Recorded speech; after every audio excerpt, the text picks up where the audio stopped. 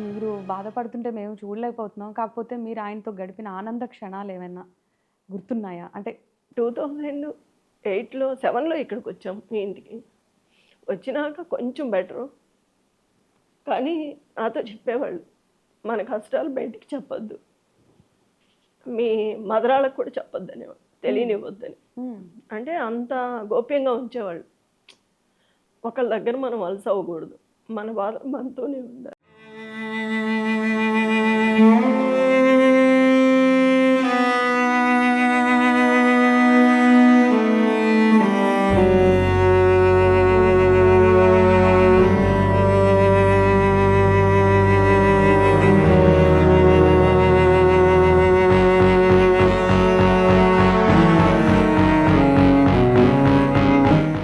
మా వారు చిన్నప్పటి నుంచి ఎన్నో కష్టాలు పడ్డానని నాతో చెప్పేవాళ్ళు.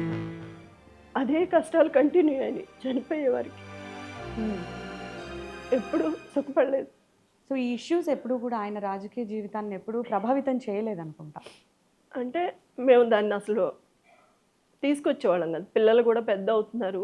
వాళ్ళ మైండ్ మళ్ళీ ఎట్లా ఉంటుందో తెలియనిచ్చేవాళ్ళం కాదు పిల్లలకు కూడా. బయట ఎవరన్నా చెప్తేనే తెలిసి నన్ను అడిగేవాళ్ళు ఇంటికి వచ్చి, ఇట్లా ఇట్లా అని. నేను నవ్వి వదిలేసేదాన్ని. మళ్ళీ ఒకటి చెప్తే ఇంకొకటి అడుగుతారు అట్లా. బేసిక్‌గా ఆయనకి మీరు ఇంట్లో చాలా ధైర్యంగా ఉన్నారా? ఎప్పుడైనా సరే ఒక మగవాడి విజయం వెనక ఓ మహిళ ఉంటుందంటారు. అలా మీరు ఆయన వెనకాలనే ఉన్నారు.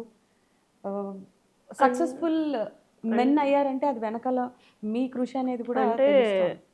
ఈయనకి అండగా ఉండేదాన్ని. ఎందుకంటే ఎక్కడ ఇబ్బంది పడకూడదు, బాధపడకూడదు. ఇప్పటికే ఇంతలా ఉన్నాం కాబట్టి ముందే చేసుకొచ్చేవాళ్ళం. ఈయనకి ఏదన్నా బతుకమ్మ, రంజాన్ అయి ఉంటే 1 మంత్ బిఫోరే నేను రెడీ చేసి పెట్టేదాన్ని ఇబ్బంది లేకుండా. అసలు పండగల సమయాల్లో కూడా ఎక్కువగా ప్రజల్లోనే కనిపించేవారు.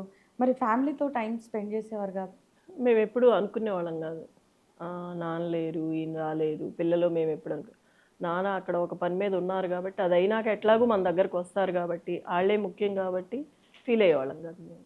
ఎట్లాగూ మన కుటుంబమే అనుకునేవాళ్ళు కాబట్టి దాని గురించి పెద్దగా మేము ఇన్ని క్వశ్చన్ చేసేవాళ్ళం కాదు. అండ్ మేము విన్నాం బతుకమ్మలు అప్పుడు కానివ్వండి, క్రిస్మస్ అప్పుడు కానివ్వండి, రంజాన్ అప్పుడు కానివ్వండి, సమ్ గిఫ్ట్స్ కూడా ఇచ్చేవాళ్ళు అనుకుంటా నియోజకవర్గం. ముందు నుంచి చీరలు ఇచ్చేవాళ్ళు. అది ఎప్పుడైతే పార్టీ స్టార్ట్ చేసిందో అప్పుడు దాన్ని పక్కకు పెట్టేసి గిఫ్ట్లు ఇవ్వటం స్టార్ట్ చేసాము. బతుకమ్మకి, రంజాన్కి, క్రిస్మస్కి, అన్ని పండుగలకి ఏదో ఒకటి ఇస్తూనే వచ్చారు ఇప్పుడు వరకు. అంటే పార్టీతో సంబంధం లేదు. పార్టీతో సంబంధం లేదు. పార్టీతో సంబంధం లేకుండా తను ఓన్గా చేసేవాళ్ళు.